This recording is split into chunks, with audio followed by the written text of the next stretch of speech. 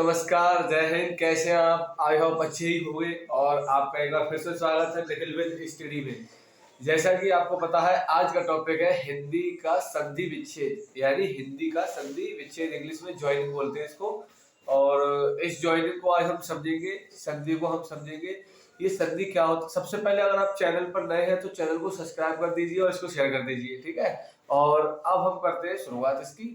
और सबसे पहले आता है संधि क्या है। तो संधि जो दो वर्णों के मेल से मिलकर बनती है, यानी कि दो सभी बढ़ती वर्णों के मेल से जो विकार होता है उसी को संधि कहते हैं। अच्छा, ये विकार क्या होता है? विकार यानी परिवर्तन, किसी चीज में परिवर्तन को ही विकार बोलते हैं, ठीक है।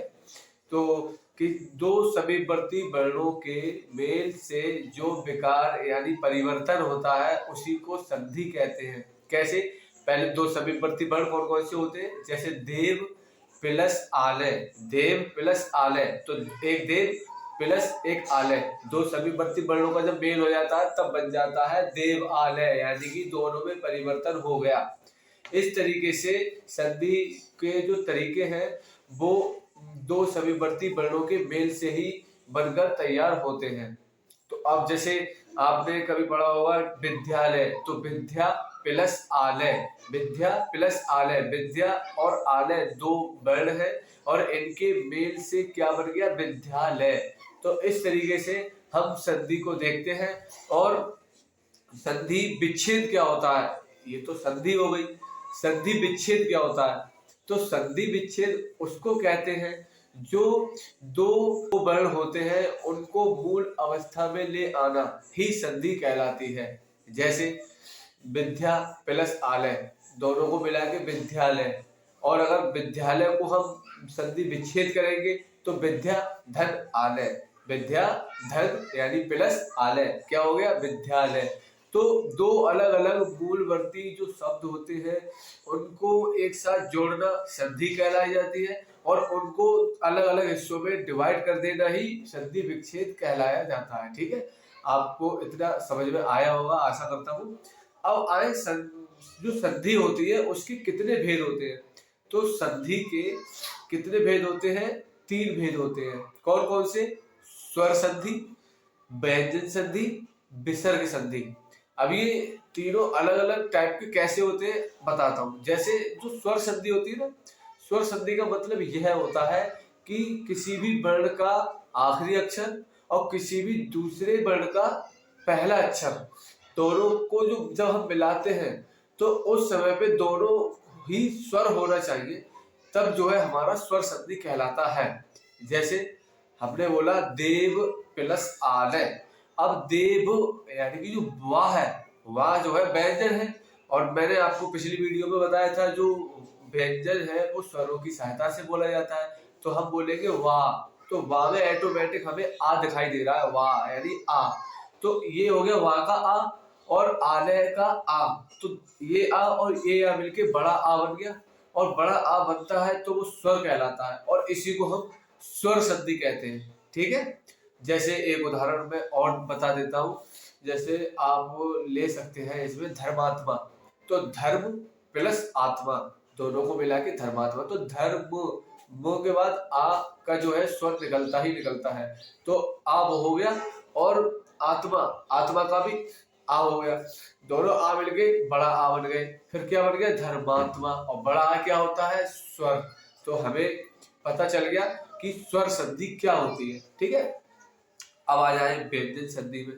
व्यंजन संधि वह संधि होती है जिसका पहला अक्षर या दोनों अक्षर व्यंजन हो, पहला अक्षर दोनों अक्षर व्यंजन हो, उनके मेल से ही जो है व्यंजन संधि बनती है। जैसे उदाहरण के लिए ले सकते हैं हम बागीस, बागीस यानी कि बाक और नीचे हलंत, का के नीचे हलंत लगेगा और बाग और गीस, बागीस, ठीक है। तो बागीस यानी कि बाग प्लस ईस, तो इसको बोलते हैं बागीस और ये होता है व्यंजन संधि, ठीक है।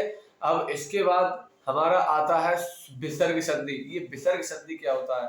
तो वह संधि जो विसर्ग द्वारा मिलकर बनती है। जैसे मनोयोग, मनोयोग को जब हम संधि विच्छेद करते हैं तो मनः प्लस योग लिख के आता है, और इसी को ही हम जो है मनोयोग कहते हैं, और यह एक विसर्ग संधि होती है। ठीक है, मनोरथ, मन प्लस रथ, मनोरथ। ठीक है, तो इस तरीके से हमारी जो है विसर्ग संधि होती है। अब हम नेक्स्ट आते हैं स्वर संधि। अब स्वर संधि में भी 5 पार्ट होते हैं। स्वर संधि में भी 5 पार्ट होते हैं। कौन कौन से होते हैं? सबसे पहले आता है दीर्घ संधि। दीर्घ संधि के बाद गुण संधि। गुण संधि के बाद वृद्धि संधि। वृद्धि संधि के बाद यड़ संधि। यड़ संधि के बाद अयाधि संधि। तो हमारे स्वर के 5 भेद हो गए। और व्यंजन संधि के कोई भेद नहीं होते। व्यंजन संधि का एक ही भेद होता है, व्यंजन संधि। ठीक है, केवल स्वर के ही 5 भेद होते हैं। और उनमें भी सबसे पहले आता है दीर्घ संधि। दीर्घ संधि, दीर्घ संधि क्या होती है? जैसे जो हमारा संधि होता है, संधि विच्छेद होता है, तो उनका जो मेल होता है, उनका मेल जो है छोटा आ और छोटा आ मिलकर बड़ा आ बन जाता है। ठीक है, छोटा आ और छोटा आ मिलकर बड़ा आ बन जाता है, या छोटी ई मिलकर बड़ी ई बन जाती है। तब जो है हमारा दीर्घ संधि बनकर तैयार होता है। जैसे उदाहरण के लिए मैं आपको बता सकता हूँ, जैसे हमारा एक हो गया धर्मात्मा।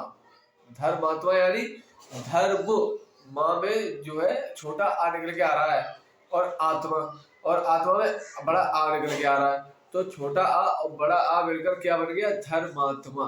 क्या बन गया? धर्म आत्मा। तो इस तरीके से हमारा जो है दीर्घ संधि होती है। दीर्घ संधि में क्या होता है कि 2 स्वर एक साथ नहीं मिलते हैं। दीर्घ संधि में 2 स्वर अलग अलग वाले एक साथ नहीं मिलते हैं, सेम स्वर मिलना चाहिए। जैसे छोटा आ या बड़ा आ होना चाहिए, या दोनों बड़ा आ होना चाहिए, या जो है पहला बड़ा आ दूसरा छोटा आ होना चाहिए। इस तरीके से हमारा दीर्घ संधि होता है। अब जैसे ई है, तो उस दूसरे में भी ई होनी चाहिए, या फिर पहले बड़ी ई हो तो दूसरे में भी बड़ी ई होना चाहिए। इस तरीके से हमारा दीर्घ संधि बनकर तैयार होता है। तो दोस्तों, वीडियो जो है ज़्यादा लंबी ना हो, इसलिए मैं सोच रहा हूँ कि इस वीडियो को यहीं पर रोक के मैं दूसरा पार्ट इसका दीर्घ संधि, वृद्धि संधि, गुण संधि और अयाधि संधि, यड़ संधि, ये मैं संधियों को जो है अगली पार्ट में कराऊंगा। ये जो संधि जो सब्जेक्ट है ना, इसके 3 पार्ट होने वाले हैं। तो मैं आपको जो है पहला पार्ट आज हो गया, दूसरा पार्ट कल होगा, तीसरा पार्ट परसों होगा। ठीक है, तो आज के लिए इतना ही रखते हैं दीर्घ संधि तक। आगे हम मिलते हैं नेक्स्ट जो है वृद्धि संधि से हम चालू करते हैं इसको। तो आज के लिए इतना ही रखते हैं। ठीक है, आप सभी लोग खुश रहें, स्वस्थ रहें। धन्यवाद।